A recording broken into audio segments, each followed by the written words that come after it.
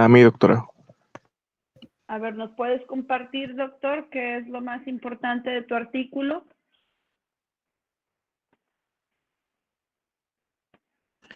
Sí, en cuanto a mi artículo, hablando de lo que es la necrólisis epidérmica tóxica, pues a grandes rasgos es dermatitis reaccional con una alta mortalidad, principalmente en biología por medicamentos, aunque también se hablaba de, o más bien se proponían, etiología que va por infección, como por micoplasma, Klebsiella, entre otras, y digamos que se considera una entidad continua al síndrome de Stevens-Johnson, y su principal diferencia es por la extensión en su cuerpo. Al principio, en Doctor, la antes de que se me patología pasa, se perdón presenta. porque te interrumpa, ¿encontraron a alguien la posibilidad de hacer un NET sin Steven Johnson? ¿Quién me dice?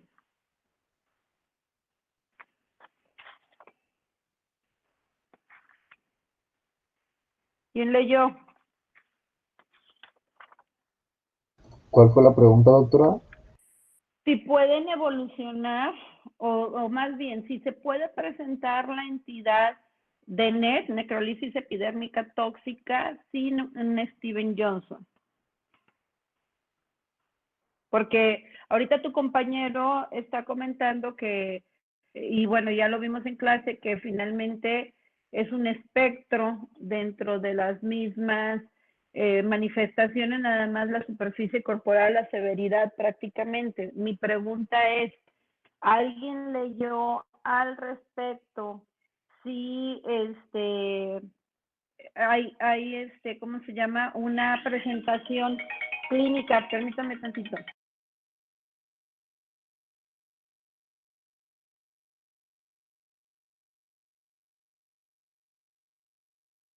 Perdón, si alguien leyó que puede haber formas de presentación solo de NET sin Steven Johnson primero. Esa es la pregunta.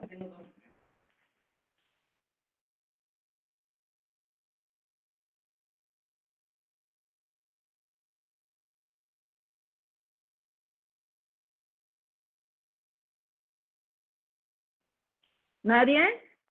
Doctora, es que en la guía práctico-clínica manejaba dos cosas, que la necrosis tenía más porcentaje que el Steven Johnson y también se valora también el porcentaje de piel afectada.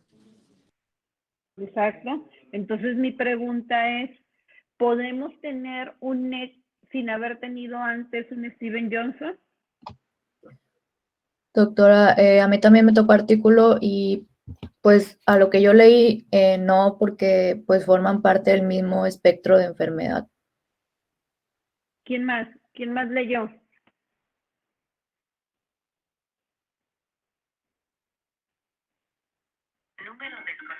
Ay, Dios, esto es teléfono. ¿Quién más leyó, chicos? Sí, pues es similar a lo que dicen mis compañeros, que es de acuerdo a la cantidad de superficie, pero pues es dentro del, no de la misma enfermedad, pero sí dentro del mismo espectro. Exacto, chicos. Probablemente no puedan, o a lo mejor no hagan un diagnóstico inicial de un Steven Johnson porque el porcentaje de superficie corporal apenas está iniciando la severidad y se nos pasa la afección de mucosas, que es característico, y a lo mejor queremos ver el cuadro clásico de la conjuntivitis, de la queilitis, afección en mucosas en general. Y hay que estar muy alertas porque precisamente por esas omisiones en los diagnósticos iniciales es que evoluciona un paciente a un NET. No todos los pacientes tienen que evolucionar a un NET y no todos depende de nuestro diagnóstico. Entonces, es bien importante que nosotros hagamos un diagnóstico oportuno, porque nosotros en primer nivel, en una consulta de medicina general, nos va a llegar un paciente por primera vez con una farmacodermia generalmente, y si minimizamos o omitimos los datos de alarma, es cuando el paciente, pues obviamente, nos va a evolucionar a una forma más grave. ¿Y cuál es la mortalidad en sus artículos, doctores del NET?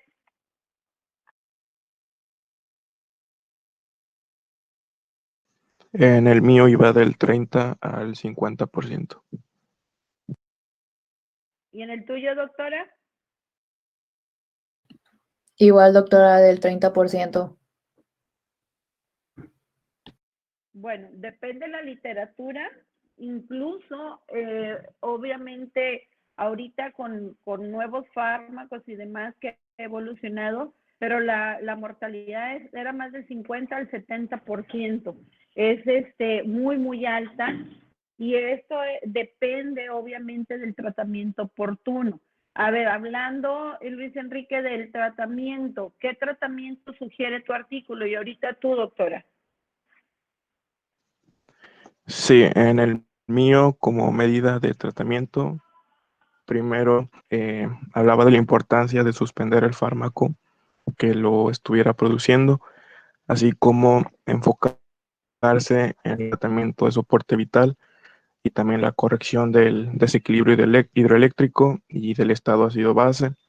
Y ya en cuanto al tratamiento farmacológico, hablaba de el uso de esteroides y hablaba de un esquema de 100 miligramos de dexametasona a 24 horas durante 3 días. Querían esquemas cortos en los primeros días de evolución, aunque existe controversia con el uso de esteroides porque se considera que pueden incrementar la mortalidad y disminuir la tasa de revitalización, así como asociarse a sepsis o hemorragia del aparato digestivo alto. Pero También en tu artículo sí hablaba lo de la sugieres. ciclosporina. Sí, y también Ok. hablaba de la ciclosporina a dosis de 3 miligramos por kilogramo por día, así de esta manera durante 10 días, aunque se debe tomar en cuenta el desarrollo de complicaciones como falla renal, neutropenia, leucodistrofia. Es por eso que se requiere vigilar las concentraciones séricas de este fármaco. Así como también hablaba de que en un caso en el que el tratamiento farmacológico haya fracasado, se podía utilizar la plasmaferesis. Ok.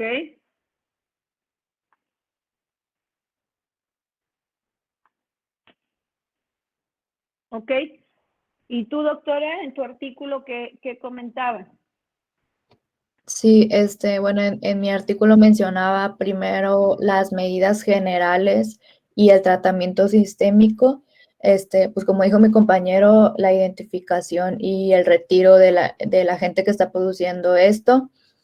También mencionaba que debe ser trasladado el paciente a una unidad de cuidados de quemados, y pues con la constante monitorización y tratamiento, acceso venoso, intubación si es necesario, signos vitales, todo esto. Debe ser implementadas las medidas como si fuera un paciente quemado, con el cuidado local de las heridas, analgesia, la temperatura y todo esto. Después, la prevención y el tratamiento de las secuelas, que como usted ya mencionó, más que nada es la prevención de la formación de sinequias por la afectación de mucosas. Y pues bueno, mencionaba un tratamiento ya, un manejo más grande de acuerdo a la mucosa que se vea afectada, y como tratamiento inmunosupresor, mencionaba varios como los corticosteroides, pero pues decía que estos solo se podían administrar de manera muy precoz y durante menos de 5 días, si no, pues ya no. Pues la plasmaféresis para más que nada la eliminación del fármaco y de sus metabolitos. También mencionaba algunos inhibidores del factor de necrosis tumoral como la talidomida y el infliximab, pero pues no hay muchos estudios sobre eso. Y más que nada, también mencionaba la inmunoglobulina A y la ciclosporina A, bueno, esta última se basa en el papel de la granulosina, Pero que decía inmunoglobulina A, doctora, así A. no, pero Déjalo bien, por favor. no, me equivoqué, era ciclosporina A, ¿Y la inmunoglobulina cuál es la que se usa?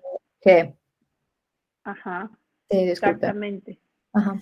Bueno, entonces en grandes rasgos nosotros generalmente, a menos que estemos en una terapia intensiva, vamos a hacer un manejo de UNED.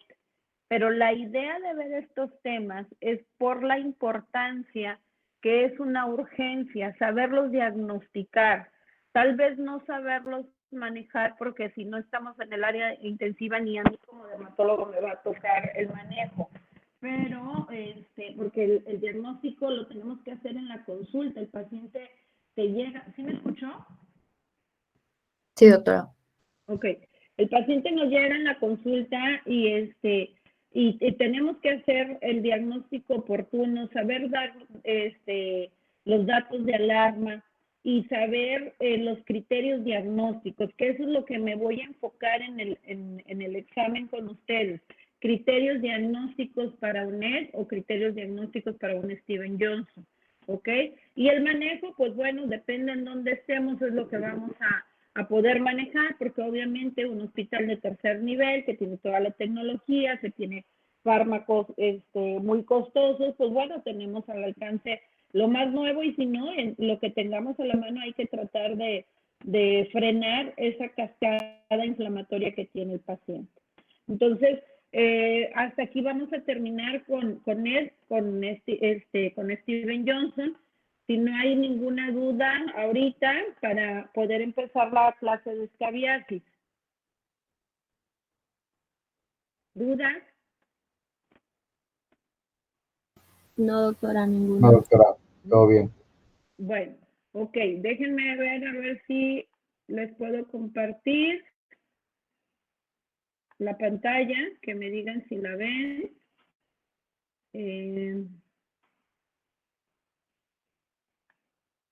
¿Ven la clase?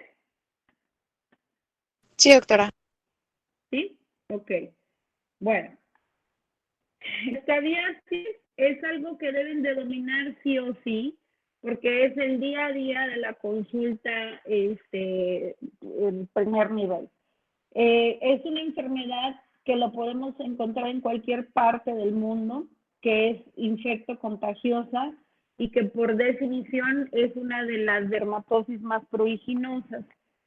Hay áreas en las que tiene mayor predisposición, pero no distingue un estrato socioeconómico ni raza. Esto es, si bien obviamente es mucho más frecuente en un nivel socioeconómico bajo por el hacinamiento y deficiencia de la higiene, un nivel socioeconómico alto también puede estar expuesto, sobre todo por el tipo de actividades que desarrollan. Por ejemplo, en un nivel socioeconómico alto es súper común que el contagio sea por uso de casacas cuando hacen esgrima o por manejo de tapetes del yoga que están contaminados.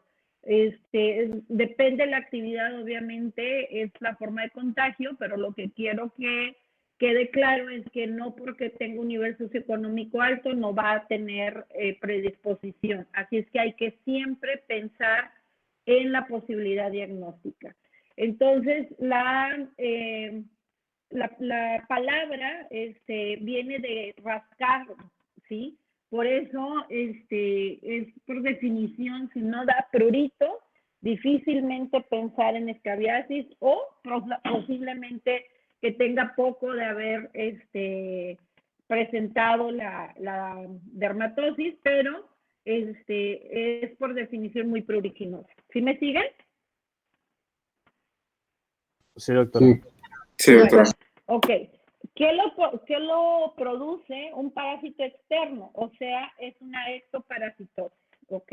No es un parásito interno, sino lo adquirimos por contacto con cosas contaminadas y es un verdadero problema de salud pública porque el Sarcoptes scabiei es un ácaro que se mete a la epidermis y es cuando vamos a ver ahorita más adelante las formas de presentación. Y bueno, para cuando tenemos el cuadro clínico ya generalmente hay más de un miembro de la familia afectado. Hay varias especies, la variedad hominis es la más común, ¿ok? Entonces, algo importante es que a diferencia de las garrapatas o de las pulgas que pueden transmitir rickettsia, este parásito no es vector de ninguna enfermedad sistémica, ¿ok? La etiología, hablando de scabiei, que es el más común, bueno, aquí está la presentación en la que vemos que la hembra es la que más estragos causa porque es la que tiene un fuerte aparato bucal, es la que hace más el túnel, que aquí en la diapositiva en la parte superior vemos cómo va cavando y cómo va depositando los huevecillos. Y esto es importante porque esto lo hace en forma nocturna. Por eso el prurito es más por la noche. ¿Cuáles son los factores predisponentes?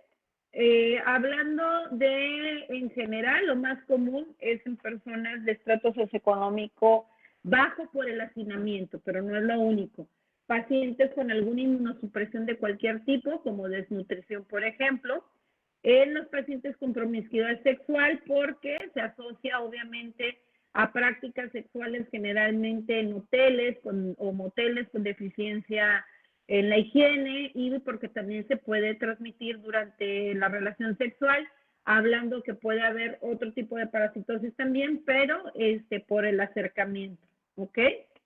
Y pues bueno, en general todos los factores predisponentes tienen que ver mucho la mala higiene, tanto personal como de los objetos a los que estamos expuestos, ¿ok? Hablando del ciclo de vida, no me voy a detener mucho, esto les toca a ustedes afianzarlo, y lo único que quiero dejar claro es que quien hace el mayor estrago, pues como les había mencionado, es la hembra, y que normalmente ese ácaro no sobrevive fuera del huésped mucho tiempo, 24 a 36 horas, por eso de ahí la importancia de conocer el ciclo de vida, por el hecho de que cuando nosotros exponemos los objetos contaminados al sol, pues el ácaro generalmente muere porque no tiene un huésped, ¿ok? Muy bien.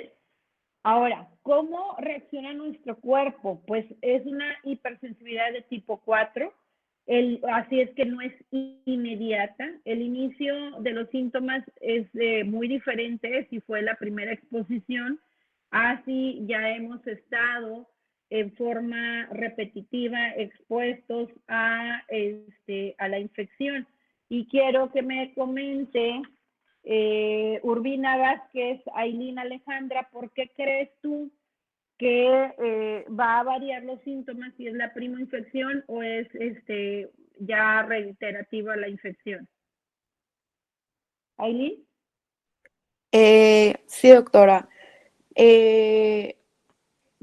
No sé, supongo que los síntomas varían porque tal vez el cuerpo si ya es una infección que se dio anteriormente, probablemente el cuerpo ya... Pon tu cámara, doctora, para irlos conociendo, porque luego no los ubico.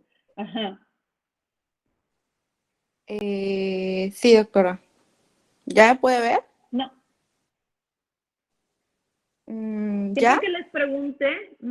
Siempre que les pregunte, doctores, necesito que para que su participación sea válida me prendan la cámara. De hecho, todos debemos de tener la cámara prendida. Yo los he estado observando y veo que prefieren obviamente no para estar haciendo otras cosas.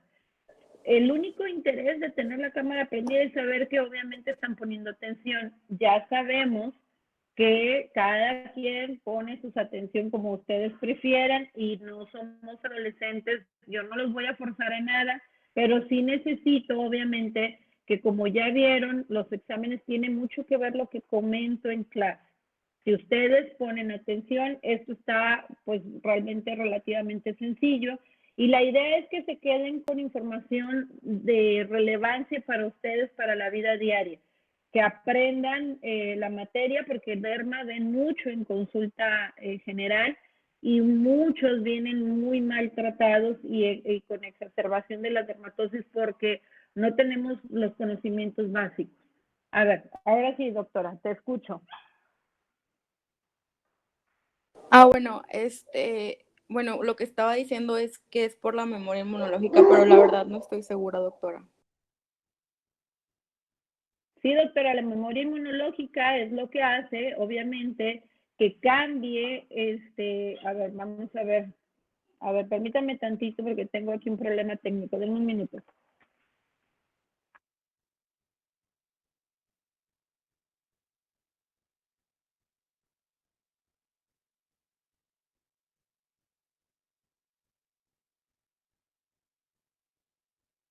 Listo. La memoria inmunológica es lo que nos hace, obviamente, la hipersensibilidad que sea rápida o tardía, porque obviamente es como en las vacunas. Obviamente no te va a hacer efecto una vacuna cuando te la ponen inmediatamente. Tienes un tiempo en el que tu sistema inmunológico va a generar anticuerpos. Entonces, obviamente, los síntomas en este caso varían si es la infección por primera vez o ya está con una reinfección que es súper común por tratamientos mal empleados. Ajá. Entonces, ahora, hablando de la presentación clínica, quiero que antes de progresar, sus compañeros que les tocó el artículo me diga qué leyó respecto a las formas de presentación clínica. ¿A quién le tocó? ¿Le tocó a Gil 10, Alberto? ¿Alberto? Sí, por aquí estoy. Pones tu cámara, por favor, y nos platicas de las formas de presentación. Sí, ahí voy, doctora. ¿Ya me veo? ¿Sí? Ok. Sí, de lo que yo investigué fue de la sarna noruega, que era de una presentación atípica de la escabiasis. Esta principalmente era porque los ácaros se multiplicaban, si en una persona con escabiasis normal tenías si en la microscopía tú veías que tenía, digamos que de 20 a 60 ácaros, estas personas llegaban a tener hasta miles de ácaros. Se veía principalmente. ¿Cómo, perdón? ¿Por qué estaba dado eso? Porque Bueno, lo que yo entendí porque se daba principalmente en pacientes inmunocomprometidos, pero casi siempre era con pacientes, bueno, decía que con VIH, síndrome de Down y cualquier otro tipo de inmunodeficiencia severa. Y eso es común para todas las enfermedades infectocontagiosas. ¿Qué pasa si tenemos un buen sistema inmunológico? Nos podemos contagiar, pero nuestro mismo cuerpo limita la infección y no hace una forma grave. Por ejemplo, hablando de una herida que tenemos en cualquier parte del cuerpo, se infecta y si nuestro sistema inmunológico es adecuado, esa infección va a permanecer en ese tejido blando que fue, que tiene la solución de continuidad, que tiene la herida. Pero, por ejemplo, un paciente con VIH, un paciente que tiene leucemia y está en quimioterapia, que tiene una inmunodeficiencia, en este caso, por los fármacos de la quimioterapia, pues por supuesto que va a ser una sepsis, una forma sistémica de la infección. Entonces, que yo continúe con la clase, Alberto, yo necesito que me digas así nada más 3 tipos de forma de presentación de escabiasis. Ya me dijiste una, la sarna noruega. ¿Cuál otra? Bueno, eso lo leí en el libro, pero venía una escabiasis bueno, así lo manejaba en personas limpias, así lo manejaba. Ok. A ver, que te ayude alguien más.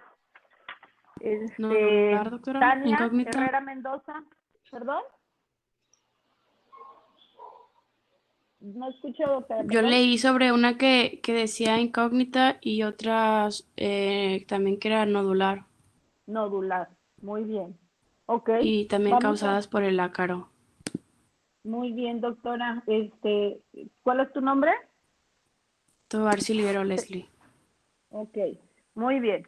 Entonces, bien, Leslie, eso es súper importante. Hay diferentes formas de presentación y eso debemos de conocerlas. ¿Ver mi clase? Sí. Sí, ¿verdad? Sí, doctora. Sí, Ok. doctora. Entonces, tenemos el cuadro de presentación clásico, que este clásico, al igual que en dermatitis atópica, varía con la edad. Ahorita lo vamos a ver más adelante. Y tenemos la forma nodular, como comentaste, y la escabiasis costosa o sarna noruega. Aquí no puse la forma incógnita, que finalmente es una sobreposición por tratamientos inadecuados. Pero para fines prácticos, tenemos que conocer, obviamente, todas las formas de presentación. Ahorita vamos a ver. ¿Cuál es el cuadro clásico? Prurito. No leve, generalmente es intenso. Siempre es más de predominio nocturno, aunque puede darle comezón todo el día. Pápulas y vesículas son las lesiones elementales. Pregunta de examen. Los surcos son patognomónicos, pero no son constantes. Y datos de huellas de rascado, que generalmente podemos no ver ni la pápula ni la vesícula porque solo vemos costras por el rascado intenso. Y por eso debemos de conocer que la lesión secundaria pues es costra, ¿ok? Y los contactos afectados pues es lo típico que me dicen los pacientes en consulta. Traemos una alergia que traemos toda la familia. Primero empezó, no sé, mi esposo que trabaja afuera y luego empezó el niño y luego yo. Las alergias, como ya les había comentado, no es algo que regularmente se contagie una intoxicación alimentaria, se contagia algo infeccioso, pero no una alergia, porque la alergia es algo propio de cada paciente, ¿ok? Entonces, si hay antecedentes que alguien más trae la supuesta alergia, hay que pensar en algo contagioso. Aquí vemos el tobillo, cómo está el túnel, cómo está una pápula rascada, acá hay otro túnel muy pequeñito, ¿ok? Entonces, como mencioné, el prurito es de predominio nocturno. En los adultos afecta más a nivel de las muñecas y en esta parte entre los dedos interfalángico, tienen muchísima comezón y no sé si aquí en esta clase, si no se las presento después, hay unas fotos de cómo hay pacientes que hacen una ampolla, porque acuérdense que hay vesículas, entonces si estas se juntan, se coalescen, hacen hasta ampollas impresionantemente grandes. En los lactantes el cuadro es muy, muy característico, que la afección es más generalizada. Generalmente la cabeza se respeta más, pero también puede haber afección. Pero el tronco, genitales, palmas y plantas es obligatorio. Entonces, aquí está. Lactantes, mucho más severo por su sistema inmunológico inmaduro, no contiene y la diseminación de la infección y hay mayor afección a nivel generalizado. Y ojo, si es un lactante, depende del tiempo de evolución. Si es incipiente, puede respetar palmas y plantas. Pero si ya tiene, digamos, más de 2, 3 semanas de evolución y no tiene afección de palmas y plantas, podemos pensar que no sea escabiar. ¿Ok? Todo depende del tiempo de evolución. Escolares y adultos, interdigital y pliegues. Tronco, más para los adultos y a nivel periumbilical y en las mujeres a nivel submamario. ¿Ok? Entonces, si bien el surco es patognomónico, no lo vemos o no lo sabemos distinguir muchas veces. Puede ser muy sutil como una leve resequedad, pero vemos que sigue como un trayecto. Y eso que vemos aquí en la piel está simplificado en esta hembra que va acabando para poder depositar en forma segura los huevecillos. ¿Y por qué segura? Porque si no cava, si los pone superficial, al mínimo rascado, pues los podemos botar. o no alcanzan la temperatura que requieren para poder sobrevivir. Entonces, esa es la causa, y en los adultos la afección en pliegue siempre hay que buscarla en la muñeca. Aquí vemos un acercamiento, esta es una imagen macroscópica, aquí hay múltiples túneles, aquí señalamos una mayor, y esta es una imagen con dermatoscopio. No se logra ver el ácaro, porque lo que vemos es solo epidermis, ¿ok? Ahora, aquí esto ejemplifica por edad la mayor afectación que damos que los niños es generalizada, pero tiene unas áreas de mayor predisposición. Pregunta de examen. Un niño, un lactante, generalmente afecta tronco, genitales, palmas y plantas. En cambio, en los adultos se respetan ciertas áreas. Quiero que me diga, por favor, Alberto, que te tocó tu artículo, quiero que me digas qué áreas suelen respetarse en los adultos. Sí, generalmente se suele respetar arriba del cuello, o sea, en la cara casi no se les ve afectadas. Pero hay una descripción. ¿Quién participa? No quiero decirles yo nombres, a ver quién me participa. Hay una descripción clínica de áreas que se respetan en los adultos. Sí, el cuello, pero hay un nombre específico. Hay algo que se A llama... ver, Fernanda. ¿Sí? ¿Quién está hablando? Yo, ¿Quién? ¿Tu cámara, Marroquín doctor? Ábalos. Ok.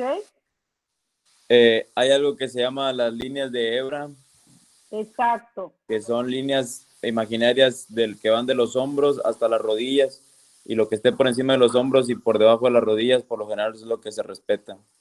Exacto. Muy bien, doctor. Felicidades. Eso es importante. Puede haber, por ejemplo, puede haber afección en el cuello, claro que sí, pero ¿dónde se concentran? O sea, cuando le vayan a explorar a unos pacientes, tienen que explorar completo, pero no se les puede omitir, por ejemplo, que se van a ir a buscar, por ejemplo, las manos. Un adulto en las manos tiene afección, pero tiene afección más en los nudillos, en el dorso y en la muñeca. En cambio, un lactante tiene más en las palmas, ¿ok? Entonces, esas líneas de hebra son imaginarias y es para generalmente ejemplificar si el paciente tiene lleno de pantorrillas, pues a lo mejor no es, a lo mejor es una púrpura, a lo mejor es un líquen, a lo mejor es un prurigo por insectos, que afecta más áreas acrales fotoexpuestas, es a la inversa de las líneas de hebra, ¿ok? Bueno, muy bien. Entonces, una vez que sabemos que hay las que predominan, de eso depende el cuadro clínico. Esta es una imagen clásica de un lactante con afección. ¿Qué vemos? Pápulas, eritema, algunas áreas con huellas de rascado, con costras, y se ve como si fuera un rash generalizado. Pero lo característico es que generalmente cuando un lactante está afectado no es el único. El lactante siempre tiene mayor afectación, pero el papá o la mamá o los hermanos tienen prurito o tienen lesiones. Es rarísimo que solo un pacientito bebé tenga afección, porque ellos se contaminan o se contagian por los adultos, ¿ok? Aquí vemos múltiples huellas de rascado, algunas pústulas de sobreinfección, y estas áreas, las axilas, es súper común. Ajá, vemos el eritema generalizado y son niños que están súper inquietos. Y esta es la afección que deben de buscar intencionadamente, ya sea la planta o la línea, se llama, ay, se me fue el nombre, espérame, se me fue. Ay, se me fue ahorita el nombre. Es una línea que divide la piel del área plantar del dorso. En esta línea imaginaria, porque si vemos, la piel es diferente, pero no hay una línea que lo divida, sino la textura es gradualmente cambiante, de la piel más gruesa, del dorso del pie que es más delgada. En esa área es muy común la afección en los lactantes, ¿ok? Ahora, adolescentes y adultos, interdigital. mamas y en las muñecas, ¿ok? Aquí vemos pápulas alrededor del ombligo. Y quiero que me diga, por favor, Saraí, Garces Reséndiz, ¿qué es esto? ¿Qué ves aquí, doctora? Esto que estoy señalando. Pues eritema abajo el rojo o Todo. ¿Qué lesión te parece que sea? por rascado. Sí, aquí tiene huellas de costras, pero esta lesión específica, ¿a ti qué te parece que es?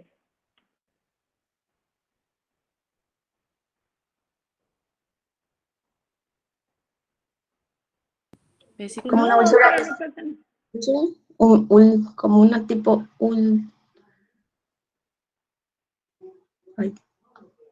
una úlcera, una vesícula. Es una vesícula que se extendió y está queriendo ser, no es todavía una ampolla, es una vesícula que aquí se rompió. También hacen pústulas y no es necesariamente que esté infectado.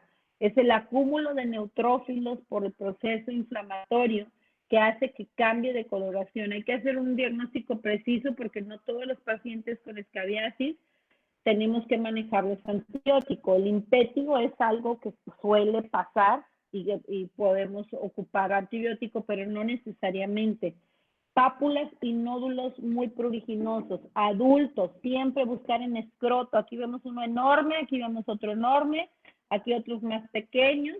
El prurito es súper intenso, eso inflama, hace una respuesta inflamatoria más severa y se quedan esos nódulos, ¿ok?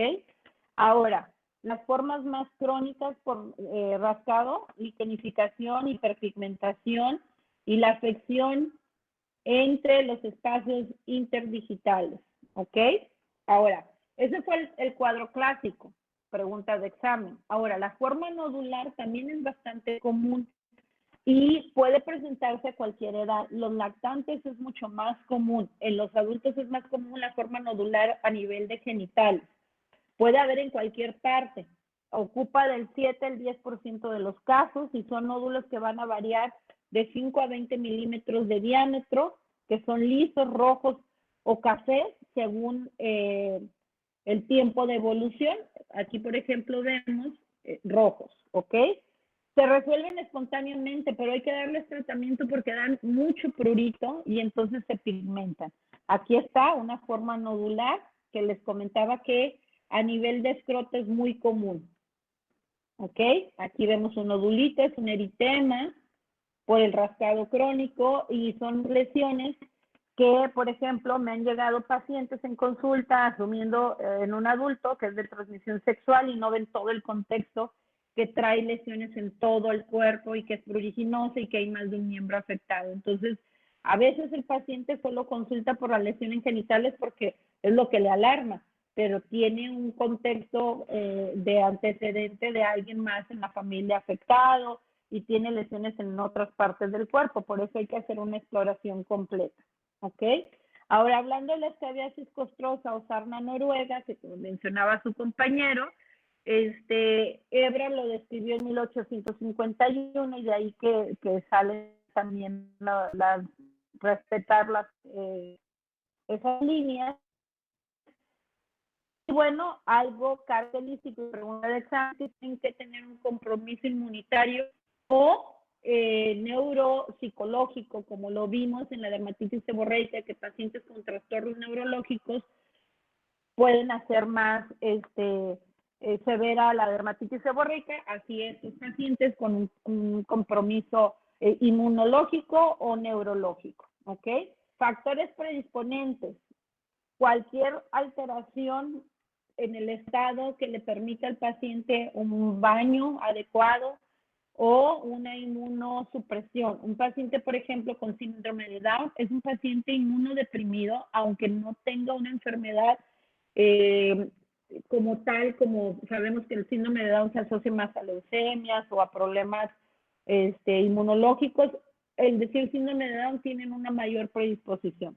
pacientes con diabetes, VIH, lo que se les ocurra de inmunosupresión. En especial, pacientes que usan dosis altas de esteroides, ¿ok? Bueno, este es un paciente mío de la consulta, referido del hospital infantil, porque no sabían qué tenía. Había sido tratado con múltiples tratamientos a base de esteroides por un supuesto eczema. Si nosotros vemos, este paciente tiene el fenotipo Down, tiene una línea de implantación alta del cabello, tiene toda la clínica de un Down, a lo mejor es un mosaicismo porque no está, o por la edad no está tan severo el fenotipo, pero hay que preguntar especialmente a los pacientes si tiene un diagnóstico ya como tal de síndrome de Down. Ella sí sabía que era síndrome de Down. Ahora, hacemos historia clínica y aparentemente nadie tenía en la familia, pero sí había antecedentes de alergias previos que se trataron y que mejoraron, y esta paciente nunca mejoró. La sarna noruega hace estas áreas hiperqueratóxicas severas, y bueno, obvio, el manejo de esteroides lo único que hacía era perpetuar, porque hacía que proliferara más. Estos no son pacientes míos, estos son pacientes de compañeros, y vemos aquí, no, este es de internet, esta de aquí, y vemos aquí cómo esa hiperkeratosis hace que se fisure la piel. ¿Sí me siguen?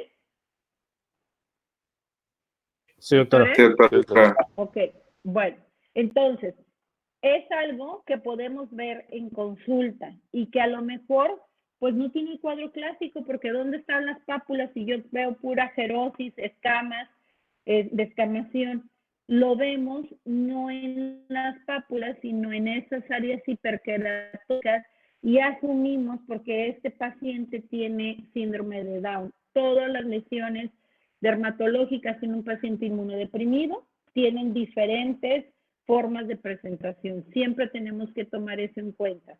Entonces, en ocasiones esta enfermedad plantea problemas diagnósticos y terapéuticos, sobre todo cuando está multitratado el paciente. Y entonces, dependiendo de la edad y situación, pues es lo que vamos a saber qué hacer. El diagnóstico siempre es clínico, nunca andamos haciendo biopsia. La luz de Wood nos puede ayudar para tratar de delimitar los túneles. Yo nunca lo utilizo porque la verdad, pero también podemos ver al microscopio y tratar de buscar, por ejemplo, yo con el dermatoscopio, tener un raspado y verlo diferente, con la prueba de la cinta o con un examen directo, tratar de ver los huevecillos haciendo el rascado. Yo nunca hago eso porque la clínica es mandatorio, pero deben de saber que puede existir. Dermatitis atópica por el prurito puede ser un diagnóstico dermatológico inicial. El eczema deshidrótico, que es afección en palmas y plantas de pápulas y vesículas y que está ligado a un criterio menor de Hanifis-Rashka, que son los típicos pacientes que tienen vesículas y prurito en las manos, pero no hay afección en ninguna otra parte. La urticaria por el prurito, pediculosis, dermatitis de contacto y un sinfín. Podemos decir 20,000 diagnósticos diferenciales. Aquí lo importante es tener en cuenta que hay que saber si el paciente fue tratado previamente, puede tener escabiasis y dermatitis de contacto, o escabiasis e impétigo, o escabiasis y dermatitis atópica. O sea, no podemos necesariamente tener un diagnóstico único. Entonces, elegir la técnica apropiada de medicación de acuerdo a la edad y obviamente tratar a todos los contactos, que es lo más importante, doctores. ¿Ok? Entonces, ¿cuáles son los principios en el tratamiento? Hay que dar una prescripción detallada del tiempo que nosotros nos tenemos en explicarle al paciente la fisiopatología de la enfermedad. Es que va a ser el bloqueo de los demás contactos que no siga la enfermedad. ¿Por qué? Alguien leyó el tiempo en el que alguien tiene escabiasis y contagia y que tenga síntomas en el resto de la familia. Victoria Quijano García. Doctora, yo leí que podía ser de 4 a 6 semanas lo que pasara a la persona asintomática hasta que otra mostrara también los síntomas o evidencias. Sí, está bien. ¿Y qué dice Victoria? Luz Victoria, Quijano. Sí, doctora. ¿Qué le Aquí dices tú, doctora? Bueno, yo sabía que también eran como alrededor a partir de las 4 semanas. ¿Y qué pasa si, por ejemplo, tenemos 8 semanas, 2 meses, y nadie está enfermo en la familia y solo hay un paciente afectado? ¿Descartamos escabiasis?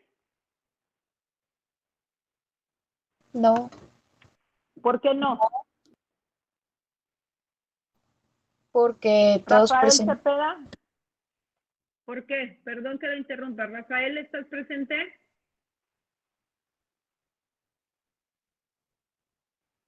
Sí, doctora. ¿Está? Sí. ¿Por qué no descartamos? Ya dijo tu compañera que no se descarta. ¿Por qué no?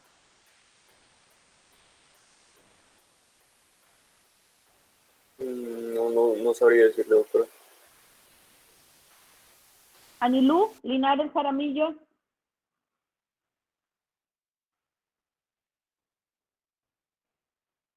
No sabría decirle, doctora, pero ¿por qué?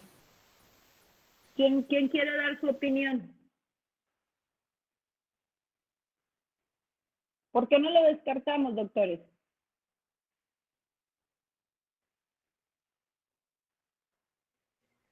Simplemente por una causa, bueno, hay muchas, pero ¿qué es lo más importante? Por ejemplo, si hablamos de que un solo miembro de la familia está afectado, en este caso yo les presentaba que no distinguía nivel socioeconómico. Un paciente, por ejemplo, de nivel socioeconómico bajo, generalmente el hacinamiento hace que el contagio sea mayor.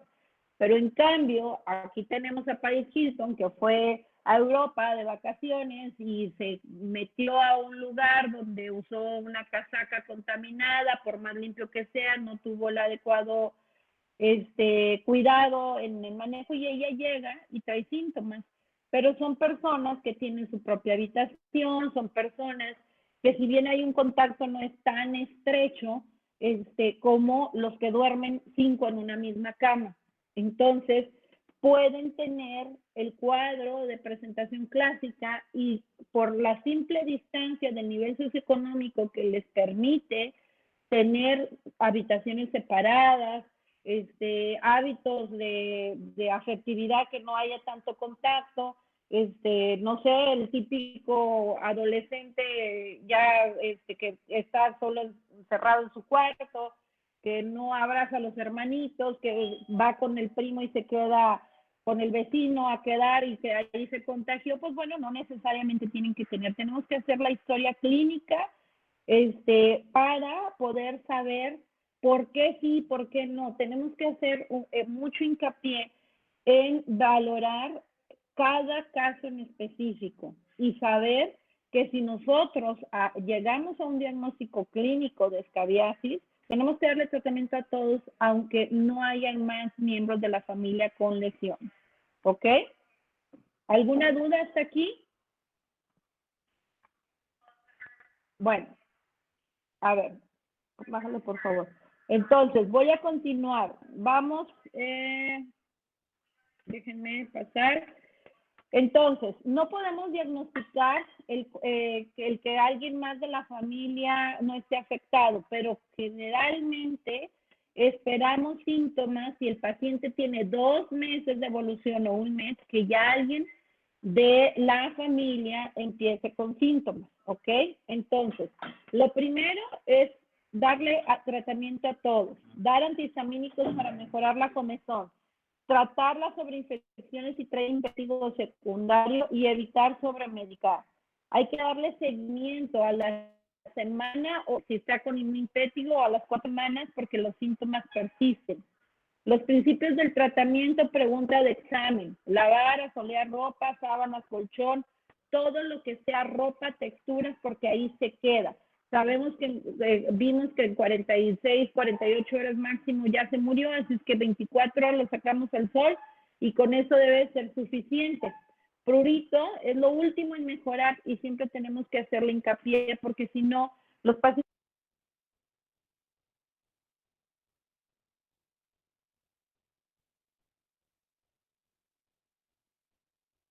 Doctora, apagó su micrófono.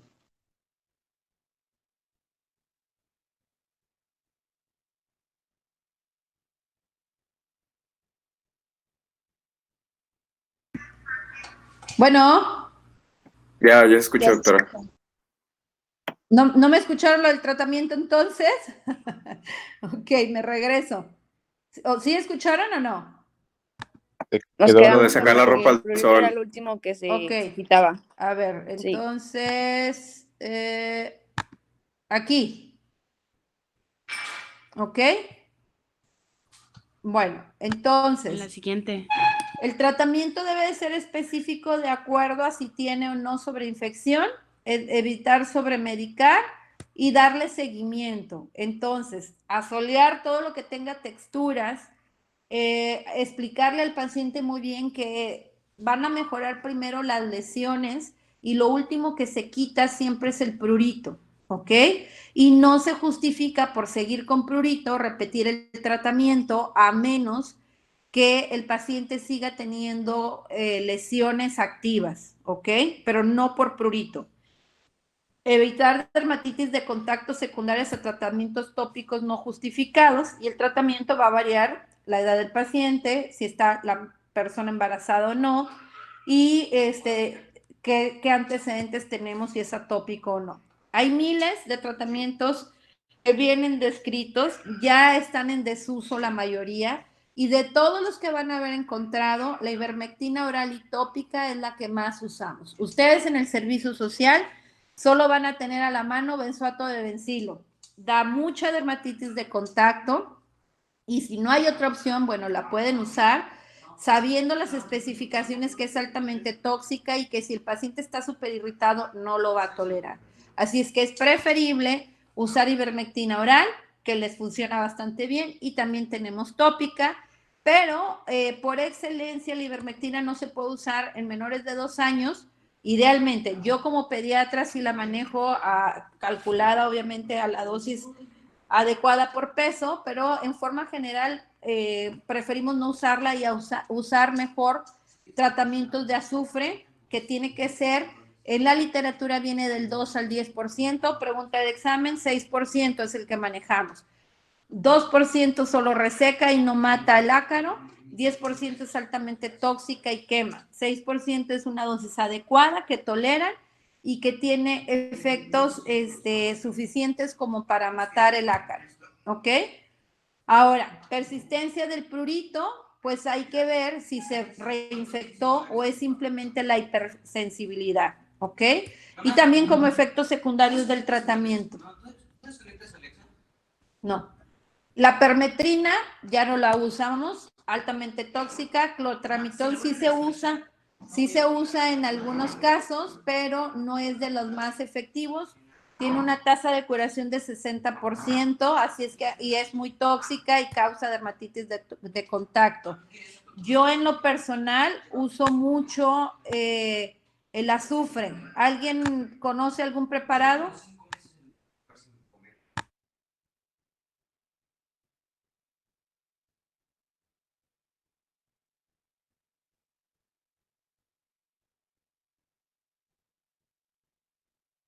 ¿Alguien que me diga qué preparados de azufre conoce?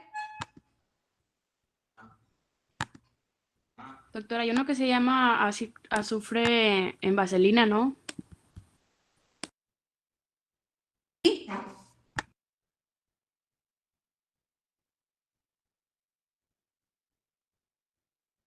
A ver, ¿alguien más? El azufre en pertrolato. Ok. ¿Cómo se prepararía el azufre al 6%? Es una dilución que se tiene que hacer. Aquí, por ejemplo, en Ciudad Victoria, en la Popular, se puede hacer. Eso hay que explicarles a detalle, pero quiero que lo lean. Vamos a dejar aquí ya la clase. Todavía nos faltan algunas cosas importantes de mencionar. El artículo que presentaron hay que verlo. Ya nos faltan como 3, 4 diapositivas y seguimos con pediculosis, pero quiero quedarme aquí, ¿ok? Quiero quedarme en que me busquen cómo usarlo y qué presentaciones, en qué presentaciones lo conseguimos en forma comercial. Les voy a preguntar al azar, así es que por favor léanlo, búsquenlo, porque es de lo más usado y menos tóxico, ¿ok? Todos los demás tratamientos, además de la ivermectina, que es, digo, también tóxica, pero más segura, la permetrina, el crotamitón y todos esos son muy tóxicos. Entonces, quiero que lo busquen y aquí vamos a dar por terminada la clase. Se los voy a preguntar, por favor. Es tarea, ¿ok? Muy bien. Listo. Sí, doctora. Para la siguiente clase, damos por terminada la clase y acuérdense, independientemente que yo vaya a dar la clase, que me toque, por ejemplo, si yo les pido impétigo, tiene que estar listo porque las clases se tienen que mandar con tiempo, ¿ok? ¿Sí? Sí, doctora. Muy bien. Bueno, chicos, sigo a sus órdenes, estamos en contacto, que tengan buen día. Bye. Gracias, doctora. Gracias, doctora. Gracias, Igualmente. doctora. Igualmente.